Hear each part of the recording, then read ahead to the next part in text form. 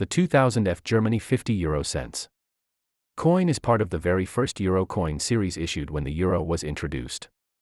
The mint mark, F, identifies the Stuttgart Mint, one of Germany's most important mints. The obverse features the iconic Brandenburg Gate, symbolizing unity and peace within Germany and Europe. Its sharp architectural lines make this design one of the most recognizable euro motifs.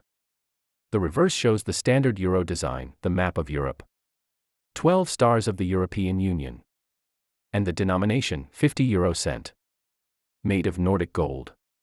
This coin weighs 7.8 grams and measures 24.25 millimeters, giving it its characteristic warm golden color.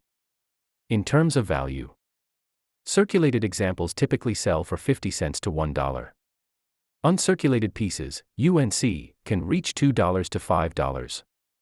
High-grade MS64 Plus or error varieties, such as die cracks, weak strikes, or misalignment, may sell for $10 to $20 plus, sometimes more. This coin remains a favorite among euro collectors due to its design, early year, and mint mark variations.